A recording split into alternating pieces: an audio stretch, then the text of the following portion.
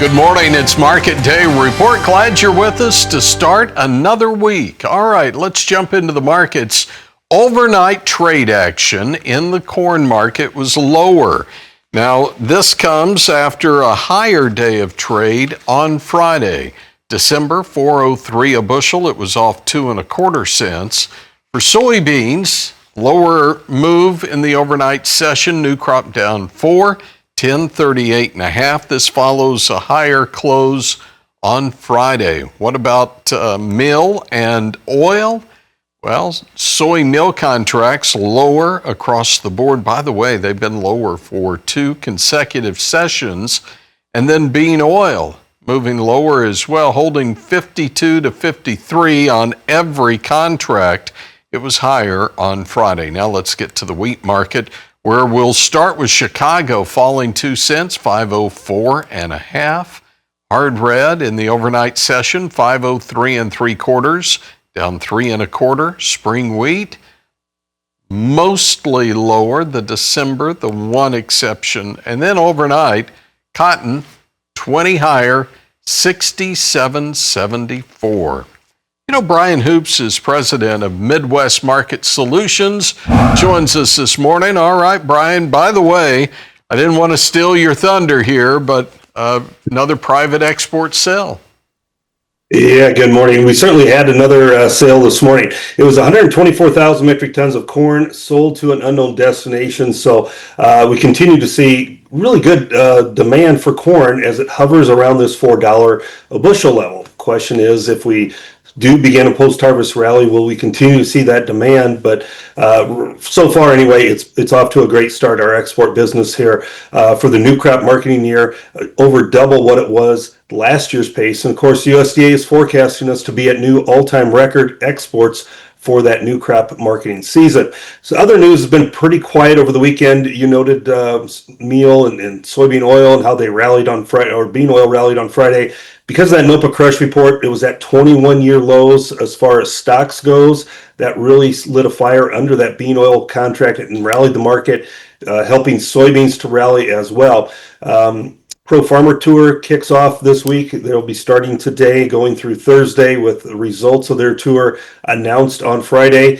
But this week is fairly quiet as far as news and big reports. We do have, export inspections, crop progress this afternoon, but a lot of people will be watching the Pro Farmer results and comparing them to the USDA forecasts on a state-by-state level to make sure that the USDA is maybe not overestimating some of this corn production, which a lot of the trade is anticipating they really overshot with that huge number that they put out there in that supply and demand report just a week ago. Yeah, I think you hit on some great points there. The crop tour, we had the NOPA crush numbers, we had the overnight sales.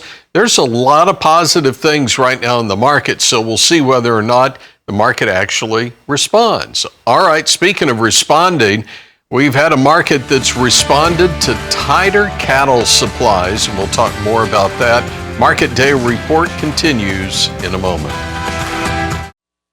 All right, we had a big press conference on Friday. Some of the thoughts about this press conference actually caused the market to move lower.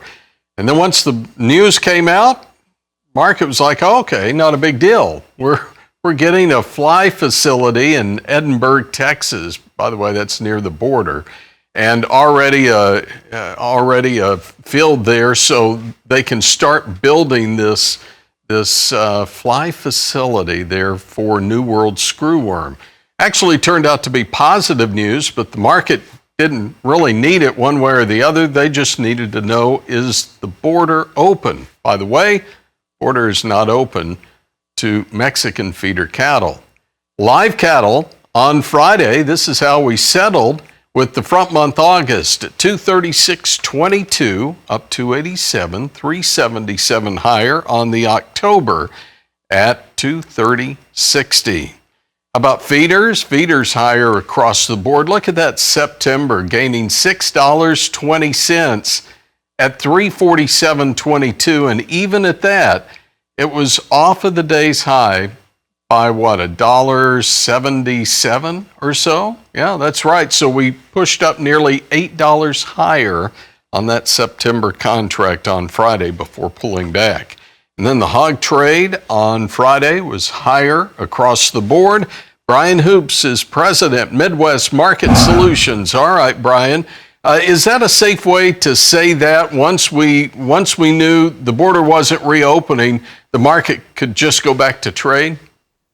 Yeah, that's pretty safe assumption, I think. We had sold off on Thursday when it was announced they would have that press conference. There was a fear that the border would be announced as being reopened, but we took solace in the fact that it wasn't reopened at this time. They're building a facility that will try and eradicate the screwworm virus or the flies. It's going to take some time to get that built, going to be time to get it eradicated. At some point, that border is going to reopen. It's just not going to happen anytime soon. So the market really rallied on Friday post that announcement, and as we saw the midday cutout values. Now, we did see a lot higher futures contracts on Friday, but the cash really didn't follow. In fact, the last 2 weeks, we've been more stagnant than anything in the cash trade, especially in the Southern Plains. August closed on Friday above 236. That's premium to a lot of the cash trade from last week. So this is a change.